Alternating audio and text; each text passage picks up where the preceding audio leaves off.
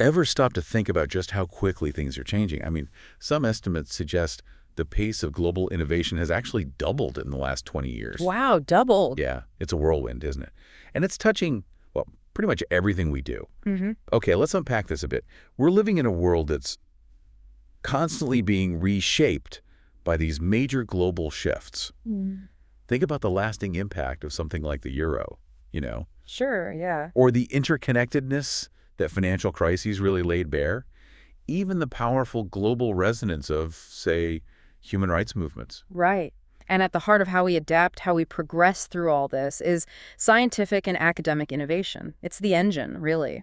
An interesting aspect of all this rapid change, though, is that the very act of trying to understand global innovation is itself a sign of our times. How so? Well, as the world gets more connected, it becomes essential to look at innovation on a really broad scale across different cultures, different ways of thinking. That makes sense. You can't just look in your own backyard anymore. Exactly. Mhm. And if you're anything like me, maybe you're trying to keep up in a specific field, or perhaps you're just, fascinated by how the world is evolving, the sheer amount of information can be, well, overwhelming. It really can. Information overload is real. So the mission of this deep dive, our goal here, is to take a collection of writings, and in this case we're focusing on science, innovation, global breakthroughs, and pull out the really crucial insights. Kind of like the highlights reel. Think of it as your shortcut, yeah. Getting a solid understanding without getting totally lost in the weeds. Okay, sounds good. And it's worth noting, I think, that today we're zeroing in on two particularly dynamic areas: biotechnology and artificial intelligence. Right, two big ones. Yeah. So we'll be exploring these sources we have to identify the key advancements, the specific applications that are making a real difference, and maybe the broader context surrounding these developments, too.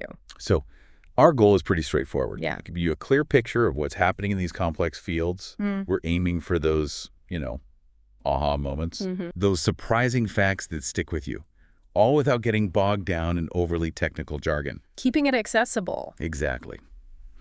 Right then, let's start with biotechnology. It sounds like there's a real shift happening there. Indeed. Yeah, the traditional ways of approaching biotechnology are definitely evolving. An interesting trend highlighted in the sources is a noticeable shift in investment. Oh, where's the money going? Well, with the initial stages of bioprocessing, things like fermentation becoming more established, more mature, the focus and the funding are increasingly moving towards downstream processes, purification methods. Interesting. So it's like the early recipes for biological products are becoming more reliable, and now the big challenge is in the fine-tuning, Yeah. isolating those products. Precisely, yeah. This shift really signifies a maturing of those initial biological discovery phases. It suggests that the real bottleneck now for scalability and commercial success lies in efficient purification and manufacturing. And this opens up new avenues for innovation in, say, chemical engineering and material science, but specifically within the biotech sector. Right. The analogy used in the sources is quite insightful, actually. New bioprocesses are now seen as being kind of like new software, Software. How so? or clever combinations of existing technologies borrowed from completely different industries. It's more about innovative application and integration now. That makes a lot of sense. It's not always about inventing something entirely from scratch, is it? Sometimes it's about finding new ways to combine the tools we already have. Exactly. And it sounds like this also has big implications for the engineers working in this field. Yeah, what kind of skills are needed now? Well, this raises an important question. The sources really emphasize that for engineers to stay competitive, they need a strong grasp of both the fundamental biology, right down at the molecular level, Okay. and the practicalities of bioprocessing. You can't afford to underestimate the underlying science, obviously, but you also can't be overwhelmed by the complexity if you don't understand the engineering side. So it's a dual expertise that's becoming vital. Increasingly vital, yes. So does this mean we're moving away from just analyzing existing biological systems towards actually designing new ones? Exactly. The field is shifting from analysis-oriented to design-oriented engineering. Traditional field instruments, the ones that could only measure a limited number of variables, they're becoming less adequate. Right. Not enough detail? Not enough detail. There's a big push towards using what are known as omics technologies. Omics. Like genomics. Yeah, think of omics as a whole suite of advanced tools. Genomics, looking at the entire genetic code; proteomics, studying all the proteins in a cell; These give us a much more comprehensive picture than the traditional methods. So you can really understand the cause and effect relationships within these biological systems. That's the goal. Think of things like rapid identification of microbes just by looking at their spectral images, or biosensors that can detect tiny amounts of unwanted byproducts during a process. That's a huge leap in capability, Right. moving from basic measurements to these incredibly detailed analyses. And I guess that feeds directly into how we model these systems too. Absolutely. An interesting aspect here is the evolution of modeling itself. Traditionally, simple data collection was often enough to set up your models. Right. But now, with these really complex biological systems, we need to parameterize our models, set them up with measurable quantities that actually reflect that complexity. It's a much more sophisticated approach. Right. Okay. So with all these advancements in how we understand and design biological systems, it raises the question of where in the world this cutting-edge work is really taking place. Let's turn our attention to which countries are leading the charge in biotech innovation. Good question. What the sources suggest is that leading countries in biotech aren't just focused on the technical aspects. They really understand the importance of integrating the social dimensions. Social dimensions, like what? Things like quality standards, profitability, making sure you have a skilled workforce. A thriving bio-industry isn't just about the scientific breakthroughs. It needs a stable and supportive business environment for all that techno-scientific activity. So it's not just about having the smartest scientists in the lab, but also having the right infrastructure, the right economic conditions outside the lab. Precisely. And industrial engineering in this context, it now involves managing the very generation of knowledge for these bio-based goods and high-value products. Managing knowledge generation. Yeah, optimizing the knowledge creation process itself. It's become part of the engineering challenge. And what exactly are the bioengineers focusing on in these leading nations? What are their main activities? Bioengineering activities are really centered around creating the initial ideas, the designs, the plans for these biotechnical production processes. Oh, the blueprints. The blueprints, exactly. Yeah. But it also includes designing the actual facilities where all the necessary equipment is manufactured, assembled, and operated. It's the whole life cycle, cradle to grave, almost. The whole package. And ultimately, what's the goal of all this innovation in biotech? What's it all for? Well, the overarching goal, as described in the sources, is to improve the biosociety. Biosociety, that's a broad term. It is. It's defined quite broadly, includes not just human minds, but, well, all living individuals. There's also this interesting concept mentioned, synergetics. Synergetics. Essentially, the idea that when different research groups or companies work together, the combined impact of their innovations is greater than the sum of their individual efforts. Ah, like a 1 + 1 = 3 effect. Exactly, where collective efforts lead to new developments that might not have been possible individually. And leading countries, they need specialists who can understand these innovations, evaluate them, and then actually apply them in a real-world production setting. So how do we actually identify these leading countries? Is there a standard method? How do we know who's really ahead in the biotech game? Well, there have been various attempts to do just that.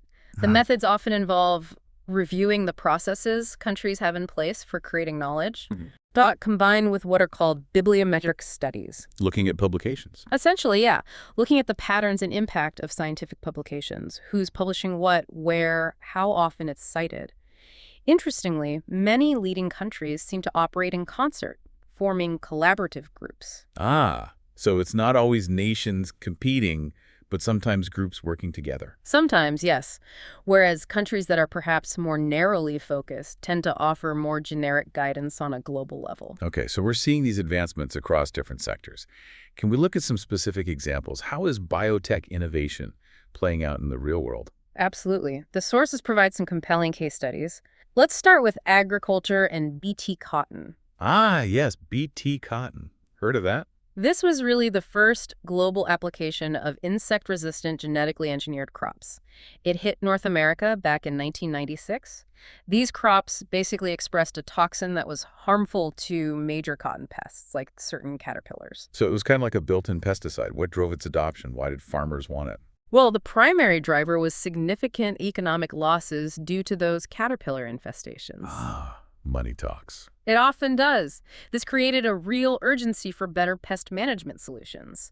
And then North American expertise in Bt cotton was strategically mobilized, shared with developing countries. How'd that work? The focus was on building their own capacity, enabling collaborative transfer for sustainable pest management over the long term. That sounds like a pretty successful example of knowledge sharing then. What about other sectors? Is it just agriculture? Oh, no, definitely not. The need for systemic biotech innovations that affect the whole system to address complex environmental, energy, and health challenges is really emphasized. Systemic innovation. Yeah, these kinds of big innovations require multiple actors working together, different organizations, and they lead to broader systemic changes.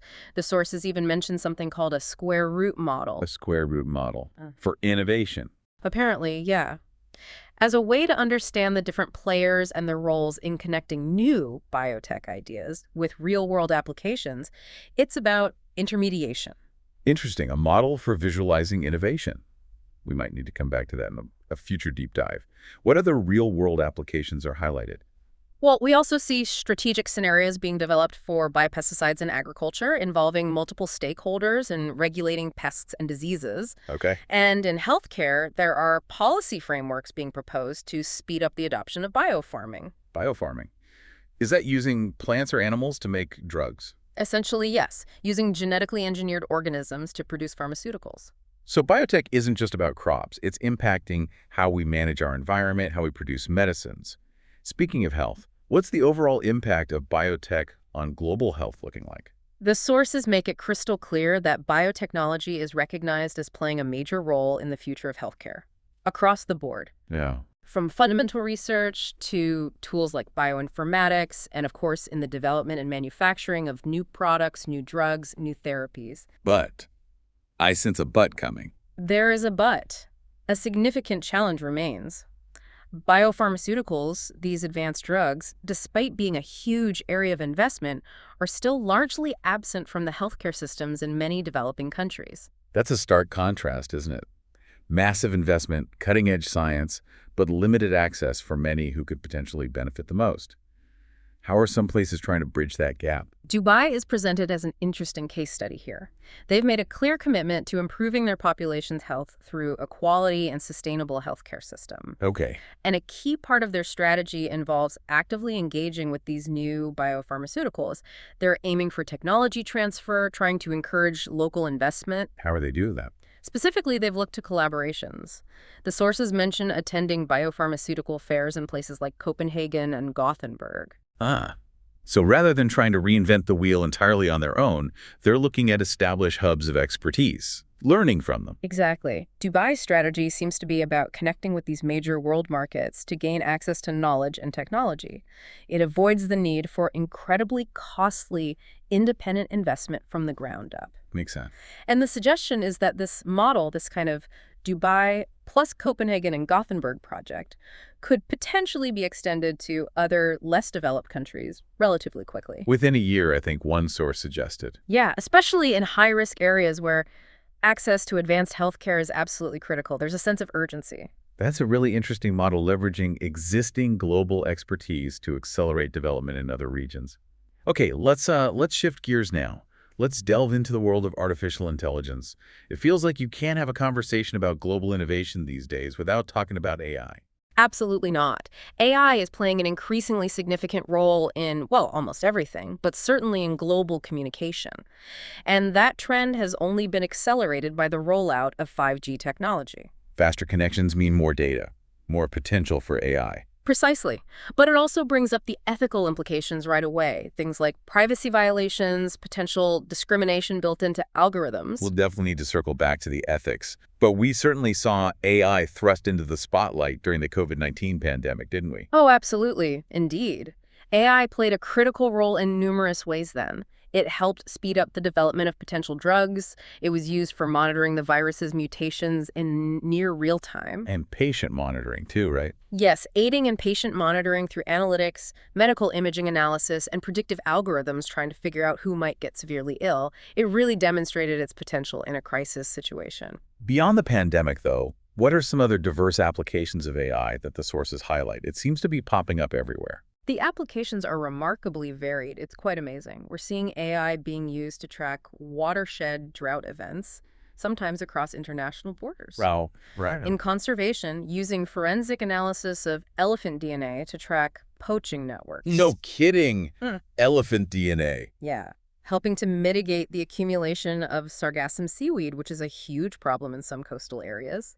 And even in healthcare administration, managing the onboarding process for the increased numbers of medical professionals needed in hospitals. That's a pretty wide range of problems AI is being asked to tackle.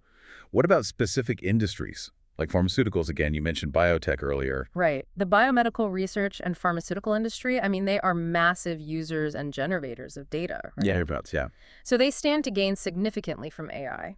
It could revolutionize the process of finding new drug targets, validating those targets, and even discovering new uses for existing drugs. That's a process called drug repurposing. And that could dramatically speed up the development of new treatments, maybe even lower costs eventually? Potentially, yes. And speaking of costs, AI could also impact drug accessibility and pricing more directly. How so? Well, AI can provide the pharmaceutical industry with better tools to understand the long-term impacts of their pricing strategies for new medicines, maybe help them rethink their models to achieve more sustainable, more preferable outcomes in terms of global accessibility. So it's not just about developing the drugs faster, but also thinking smarter about how to ensure they can actually reach the people who need them. Yeah. What about the manufacturing side of things? Making the drugs? AI, alongside those biotech advancements we discussed, is also contributing to making the manufacturing of medicines safer and more efficient. Better quality control, optimized processes. Good. The sources even suggest that in the post-COVID landscape, regulatory frameworks might need to evolve. They might need to incorporate AI-enabled data and software directly into the drug development approval process, and maybe even into guiding clinical applications, including off-label uses. So AI could become part of the regulatory fabric itself. That's a big step. It would be, yeah. It sounds like AI is poised to become deeply integrated into the entire life cycle of drug development and delivery. Now, when we look at the global landscape of AI, who are the key players right now? Who's leading the pack? Well, a 2023 benchmarking analysis mentioned in the sources identified some interesting trends. China is currently considered the only AI superpower, The only one. Okay. while the United States is seen as having the best environment for business and investment in AI, so different strengths. In Japan. Japan, interestingly, is thought to have the greatest potential for future global leadership in AI, so maybe one to watch. Interesting. So different countries excelling in different aspects of the AI arena. What about regional competition? You mentioned China. East Asia specifically is expected to see really fierce competition in AI. South Korea is currently seen as leading in terms of the core technology. China excels in AI talent, just the sheer number of skilled people. Right. And Japan and Singapore rank highly when it comes to AI policy and governance. A real mix of strengths in that region. What about Hong Kong and Taiwan? Interestingly, they show lower levels of AI engagement compared to their regional peers, according to this analysis. And how widely is AI actually being adopted across different sectors and countries?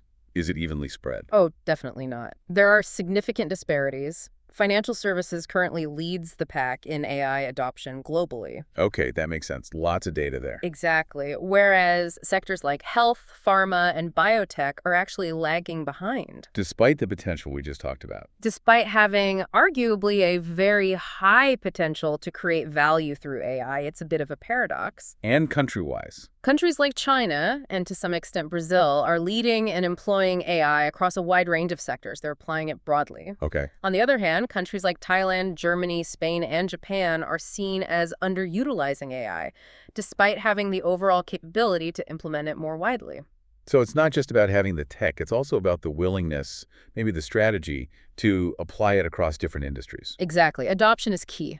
What are some of the more innovative ways AI is being applied, maybe beyond the obvious business uses? Well, the sources mention AI being used to increase digital literacy and workforce participation, helping people get online, get skills. That's interesting. Also improving access to mental health services and perhaps enabling earlier detection of issues, strengthening decision support systems in various fields, and even reducing the cost of monitoring and enforcing regulations. Using AI to watch the watchers, almost? In a way, yeah. Making regulation more efficient. It's really becoming a versatile tool for societal challenges, too. do. It sounds like AI is not just automating tasks we already do, but it's also enabling entirely new possibilities, new ways of tackling problems. What does the future hold? What's next for AI in business and technology? The vision sketched out includes businesses being fundamentally redesigned with a much stronger focus on sustainability and net positive consumption. Net positive consumption. Yeah, businesses aiming to give back more than they take, environmentally and socially. And AI is seen as playing a crucial role there. Wow. In areas like risk assessment, automation, obviously, but also complex data analysis, simulation of outcomes, process optimization, and even building self-healing systems that can adapt and fix themselves. Wow. And on the technical side, what are the buzzwords? Well, we can expect continued advancements in areas like advanced natural language processing, AI understanding and generating human language even better, computer vision and process analytics. Quantum computing is looming as a potential game changer. Quantum AI. Hybrid AI systems combining different approaches, and federated learning, which allows AI models to be trained on decentralized data without the data having to leave its source. That's big for privacy. Right, that sounds important. We're also seeing this proliferation of AI filters online, aren't we? It feels like the ability to create realistic AI-generated content is just exploding. Absolutely. It's happening incredibly fast. AI filters are now enabling the creation of stunningly realistic knockoffs of text, AI art that wins competitions, even replacements for players in games, and people are experimenting with entire AI-generated movies. The line between what's real and what's artificial is getting incredibly blurry. Very blurry, and very quickly. And there's talk of an AI summit. What's the goal behind that? Why bring everyone together? Well, the primary purpose of the proposed AI summit seems to be to bring together experts from academia and industry, but in a sector-neutral way, not just focusing on one industry. Okay. The idea is to develop some basic standards and demonstrators for common AI solutions, sort of like foundational building blocks. Why is that needed? It could help with product expression, describing what an AI tool actually does, making comparison easier, and fostering standardization. All of which can then support the development and adoption of new business models built around AI. Make it easier for businesses to actually use AI reliably. That seems to be a key goal. Yeah. And science will also play a key role, both in prototyping these solutions and, crucially, in analyzing the potential societal consequences of AI, helping us understand the fundamental changes happening across various sectors. So looking at the bigger picture impacts. Yeah. Right. The ultimate aim seems to be fostering collaboration between the public and private sectors to try and maximize the positive societal impact of AI while mitigating the risks. Which brings us neatly back to the ethical side. You mentioned risks earlier. Yes, and the sources are very clear on this. The rapid advancement of AI poses significant ethical challenges, huge ones. Particularly regarding privacy, bias baked into algorithms, transparency or the lack thereof, and the efficacy, the fairness, of decisions made by AI that affect individuals' lives.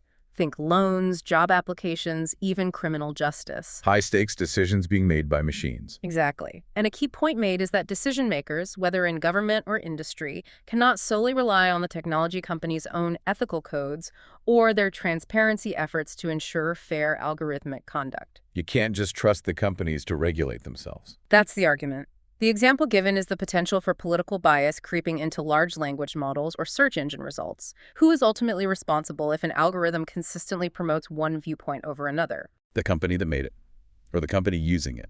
The sources argue that the ultimate liability rests with the industry decision makers who deploy the algorithms. They're responsible for the conduct of the algorithms they use. So what's the solution then? If self-regulation isn't enough? The argument is for a new tier of algorithm regulatory services. Independent bodies, perhaps, that can assess the evidence produced by algorithms, especially those operating beyond the direct control or even the understanding of the people affected by their decisions. Assess the outputs, even if we don't fully grasp the inner workings. That touches on another key challenge, the inscrutability of AI. It's often incredibly difficult, sometimes impossible, to understand the inner workings, the basic software variables of complex AI systems. The black box problem. Right. And this isn't just framed as a transparency issue needing regulation. It's posed as a broader question about understanding the machines that increasingly run our society so we can ensure accountability and fairness. The analogy used was regulating the architectural process of a biased building, wasn't it? You need to understand the design to fix the bias. Precisely. But there's a counterpoint, too. Successfully addressing algorithm bias and misinformation might not always require understanding every microvariable inside the black box. Oh, what's the alternative? It might be more feasible, and just as effective, to focus on informing users clearly about the input data used to train the AI and the likely consequences or limitations of its outputs. Focus on the inputs and outputs, not necessarily the complex middle. I see.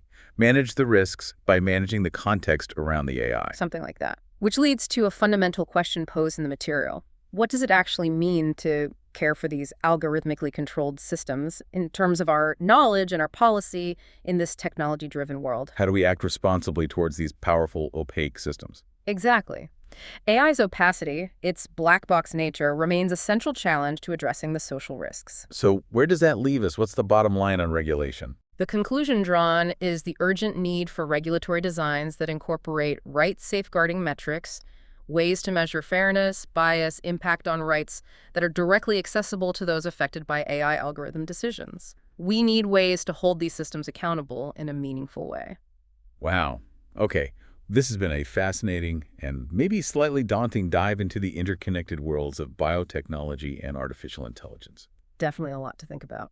We've covered a huge amount, the rapid advancements in both fields, from the shifting focus in biotech processes and the nations leading that innovation, to the incredibly diverse and rapidly expanding applications of AI, and those really critical ethical considerations that come with it. And it's worth noting, I think, how understanding these trends really brings those aha moments we talked about at the start.